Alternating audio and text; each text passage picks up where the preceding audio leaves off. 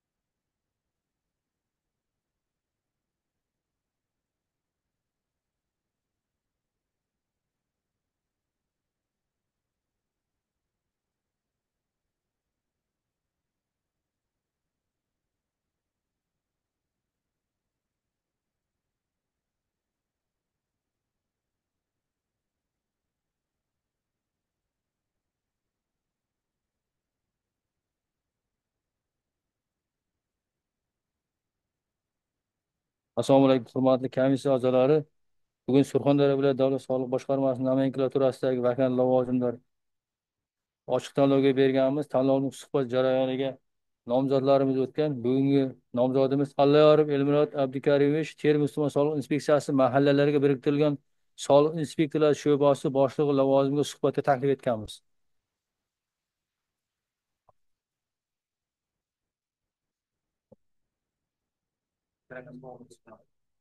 Aka savollar shakllantirib.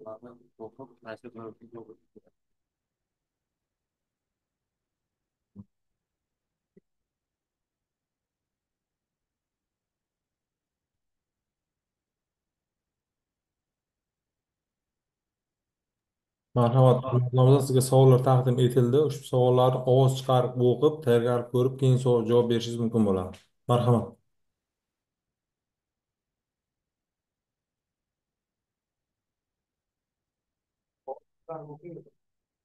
Qishloq xo'jalik tovarlarini ishlab chiqaruvchilar kimlarga hisoblanadi? Qishloq xo'jalik ishlab chiqarishi iste'molchilarga fermer xo'jaliklar,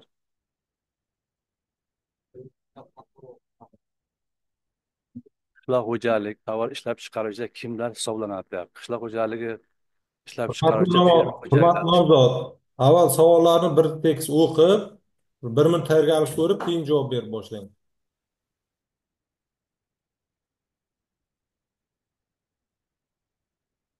Hammasini ovoz chiqarib o'qing, 5 ta savol bor. Soliq nazorati qaysi shaklda amalga oshiradi? Birinchi savol. Ikkinchi savol, qishloq xo'jalik tovarlarini ishlab chiqaruvchilar kimlar hisoblanadi? Uchinchi savol, O'zbekiston Respublikasi Prezidenti tadbirkorlikni qo'llab-quvvatlash tizimini takomillashtirish, ishbilarmonlik muhitini yanada yaxshilash bo'yicha qo'shimcha chora-tadbirlar to'g'risidagi qaror ko'zda tutilgan. PQ 5087 20 aprel 2020 yil. To'rtinchi savol, soliq auditini o'tkazish muddati tushunchasi bering. Soliq solish prinsiplarini aytib bering. 5 ta savol. Men qaysi savolga tayyor bo'lsangiz,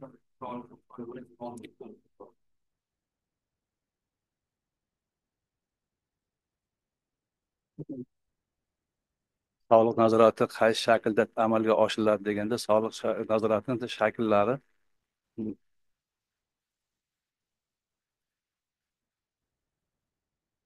Ikkinchi savol, qishloq xo'jaligi tovar ishlab chiqaruvchilar kimlar hisoblanadi? Qishloq xo'jaligi tovar ishlab chiqaruvchilarda fermer xo'jaliklar hisoblanadi. Uchinchi savol, O'zbekiston esa Prezident tadbirkorlarni qo'llab-quvvatlash tizimini takomillashtirish, ishbilarmon muhitini yanada yaxshilash bo'yicha qo'shimcha chora-tadbirlar to'g'risidagi ko'zda tutilgan qaror bo'yicha.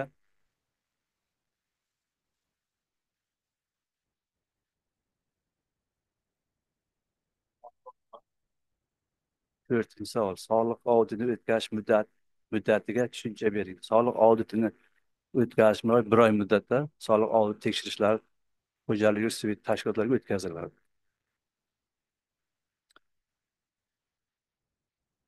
Beshinchi savol, soliq solish prinsiplarini aytib bering. Soliq solish prinsiplari soliq obyektiga ega bo'lgan fuqarolar soliq solish obyekti hisoblanib, mol mulki solig'i to'lovchi hisoblanadi.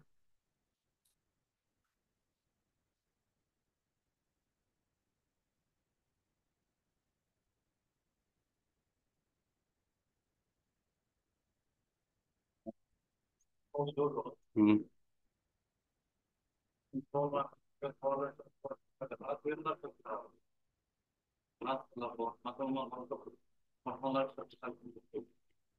Shu qishloq xo'jalik tovar ishlab chiqarish mo'ljallangan bo'lsa, o'shalar ishlab chiqarish mumkin.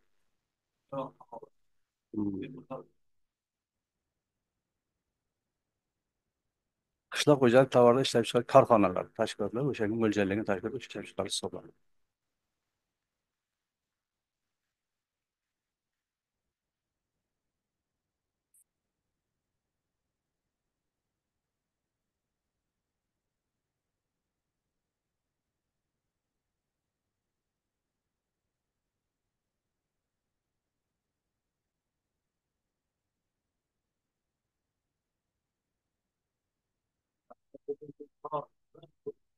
Hmm.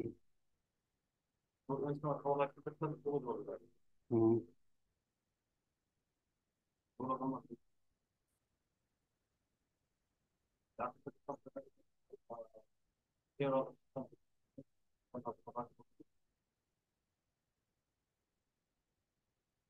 Tadbirkorlarga berilgan yengilliklar bo'yicha deyapsiz. Qo'llab-quvvatlash soliq imtiyozlarini berish. Tadbir xo'jaligi subyektlariga. Yo'q, yo'q, yo'q.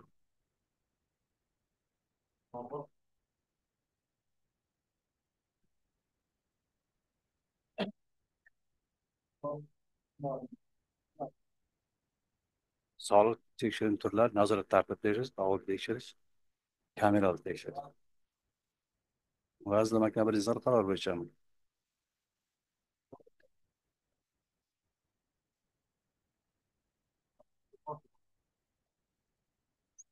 nazoratda qisqa muddat tekshirish yo'q. Hozirgi paytda oldin qisqa muddat, hozirgi paytda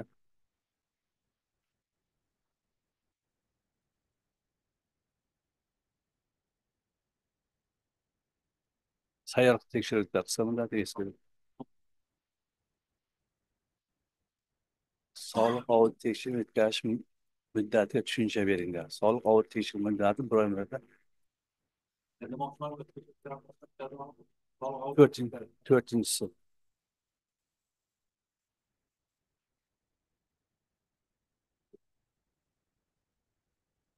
Rahmat.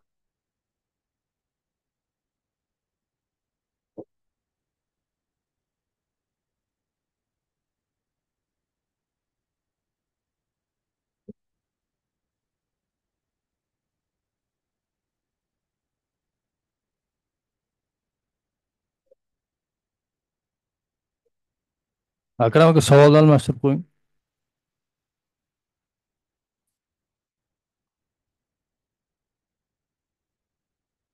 Navbatdagi nomzod Sattorov Fazliddin Jo'rayev Termiz tuman soliq inspeksiyasi mahalladagi biriktirilgan soliq inspektorlar sho'basi boshlig'i lavozimiga suhbatga taklif etilgan.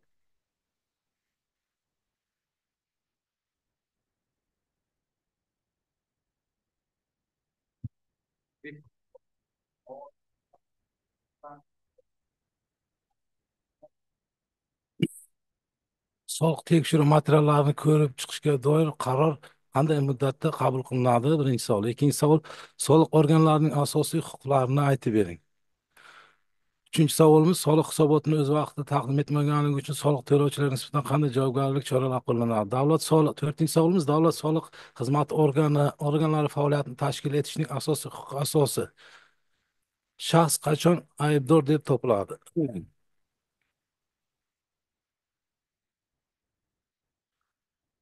Soliq tekshiruv materiallarini ko'rib chiqishga doir qarorlar soliq tekshiruv o'tgandan keyin 10 kun muddat ichida qaror qabul qilinadi.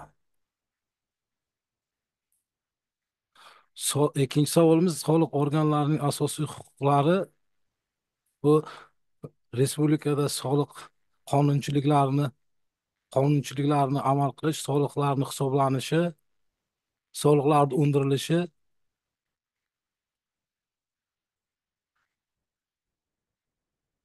keyin shu davlat byudjetini daromadlar qismini shakllantirilishi va mustahkamlanishini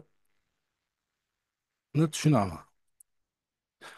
Soliq hisobotini o'z vaqtida taqdim etmaganligi uchun soliq to'lovchilarga nisbatan javobgarlik choralari, soliq hisobotlarini taqdim etmaganligi uchun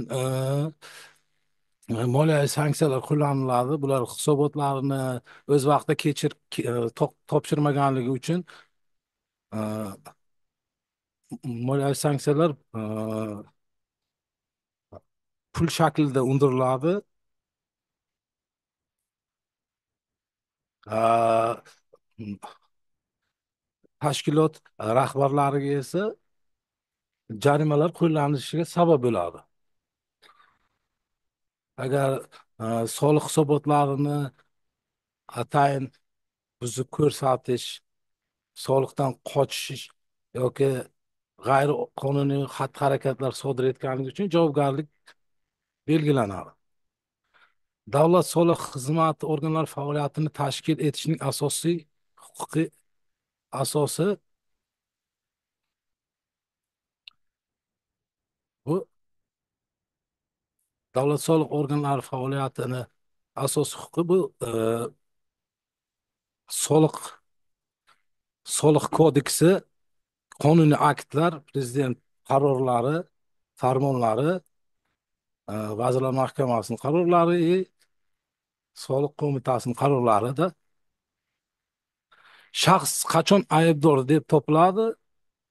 Shaxs qachon aybdor deb topiladi? Qachonki sud tomonidan qilgan qilmishi tasdiqlangandan so'ng shaxs aybdor deb topiladi. Ungacha ayblanuvchi yoki shu hisoblanadi. Qisqacha javob.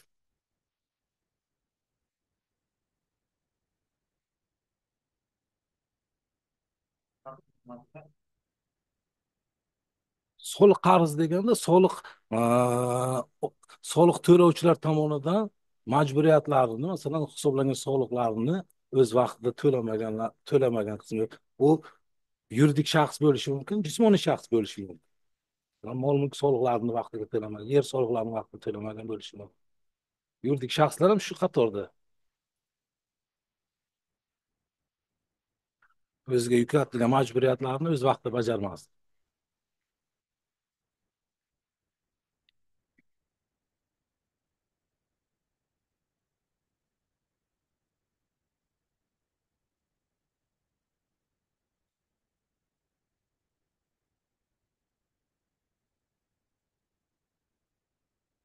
Tekshirish tekshirishga asos buyruq chiqqan kundan e'tiboran buyruqqa asosan belgilangan kuni buyruqda, masalan, ertaga 10-chislodan boshlab tekshirish o'tkazilsin. Borib boshlaganda shu buyruq asos tekshirishga asos shu buyruqqa asosan tanishtirilgandan o'sha tekshirish boshlangan hisoblanadi.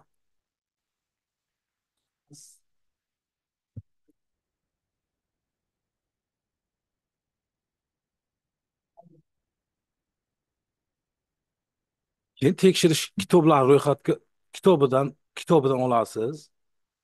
Keyin uni shu topshirgan barcha, endi tekshirishni qanaqa tekshirish, masalan, e, kameral tekshiruv, audit tekshiruv. Endi kameral tekshiruv soliq idorasini o'zida bormasdan o'tkaziladi.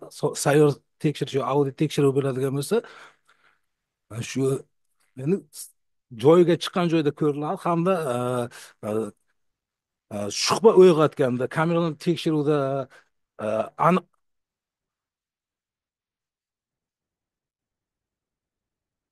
tashkilot rahbarini tilxat olinmaydi. Tashkilot rahbari bilan buxgalterni tanishtirasiz buyruq bilan, shu tekshirish asosida mana shunga tekshiriladi. Undan keyin kerakli hujjatlarni talab qilib olasiz.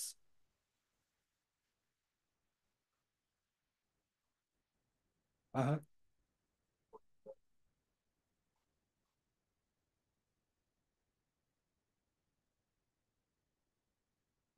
Tekshirishga e'tirozimiz yo'q. Ha, shunday. Shundan keyin tekshirish boshlanadi.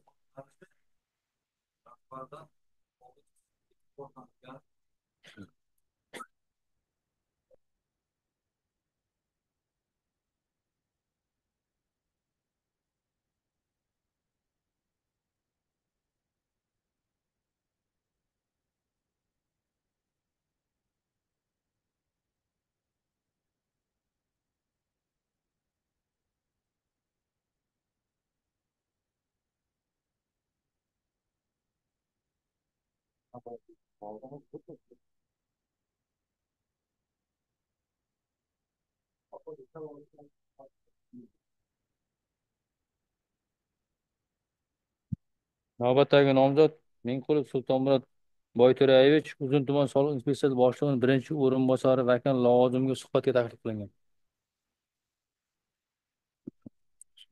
Savollar shakllantiring, Akram.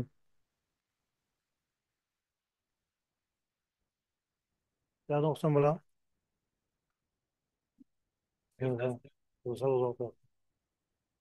soliq tekshiruvlari turlarini aytib bering.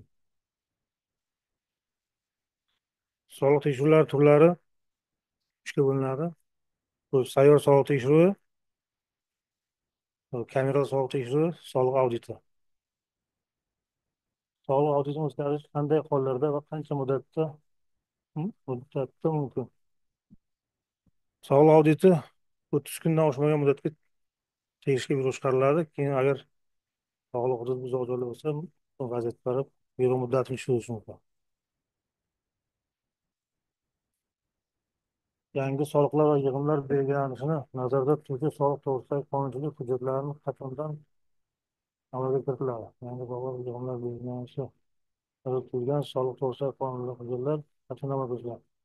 Yangi soliq yili boshlanishidan kamida 15 kun, 20 kun oldin Prezident qarori bilan belgilanadi. Qanday ma'lumotlar soliq to'lovchining soliq siri hisoblanadi?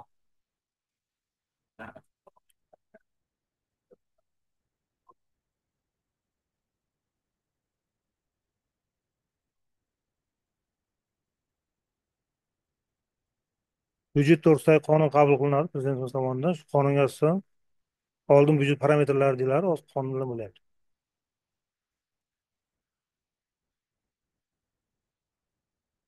Qanday ma'lumotlar soliq to'lovchining siri hisoblanadi? Soliq to'lovchining siri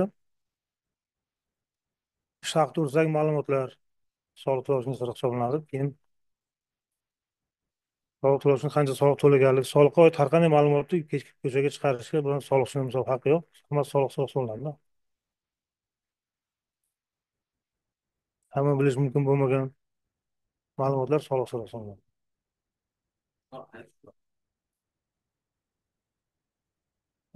Misol korxonani xodimlarining ish haqi to'g'risidagi ma'lumotlar eng yonadigan tomoni. Keyin nima korxonani qancha yer maydoni to'g'risidagi soliq to'layotgani to'g'risidagi, mulki qanchalik to'g'risidagi ma'lumotlar, bir yilga qancha soliq to'layotgani, bir oyga qancha to'layotgani to'g'risida ma'lumotlar chiqishi mumkin. Shaxs qachon aybdor deb topiladi? Qonuniy hujjat asosida sud yoki ma'muriy sud yoki sudyani qarori chiqsa, shaxs aybdor hisoblanadi. Bungacha jarayon bo'ladi.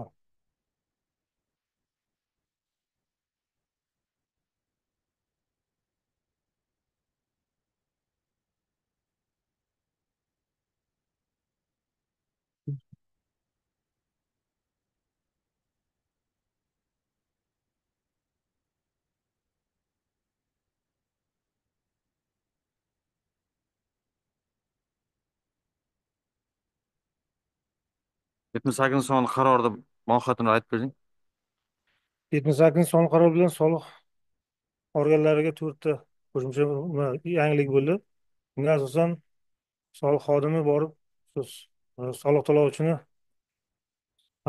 yashirilgan xusumat hissiyot qisqartirish maqsadida soliq to'lovchini shu yashirilgan soliqlarni aniqlash uchun joyiga chiqqan holda o'rganish, keyin hudud inspektorlari yoki sayyor tekshirish bo'lim xodimlari tomonidan planshet yoki telefon orqali joyiga misol ogohlantirish berib, muddat qo'yib, muddatdan keyin bu 3 kun yo 5 kun qancha muddat qo'ysa, muddatdan keyin borib ham qayta ko'rib, shu kamchilik bartaraf qilinmagan bo'lsa, elektronniy buyruq shakllantirib tekshirishni amalga oshiradi.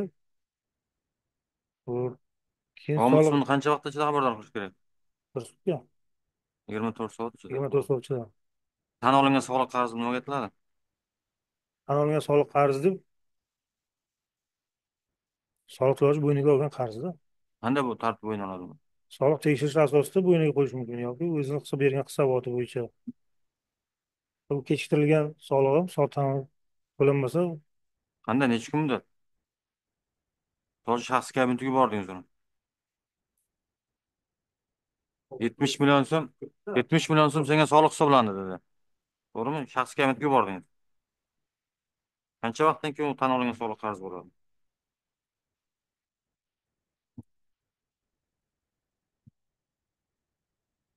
Oddiy savol-ku. Sulton aka, kemayapti. 10 kun.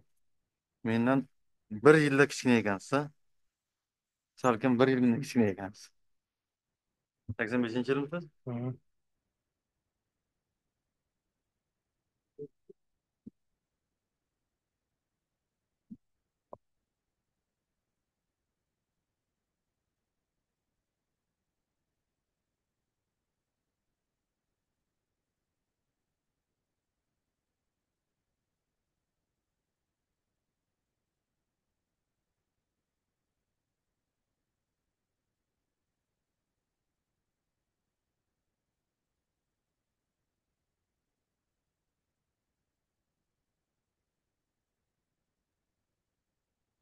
Akram aka, nomzodlar tugadi. Komissiya Rahmat, raisi hurmatli bilan yakunda komissiya aytamiz. a'zolari nomzodlarning savollarga bergan javoblarini qisqa muddatda adolatli va xolisona baholagan holda shaxs kommentlariga ma'lum qilishlarini so'rab qolamiz. Rahmat e'tiborlaringiz uchun. Ha. Ana bola yo'q, bola.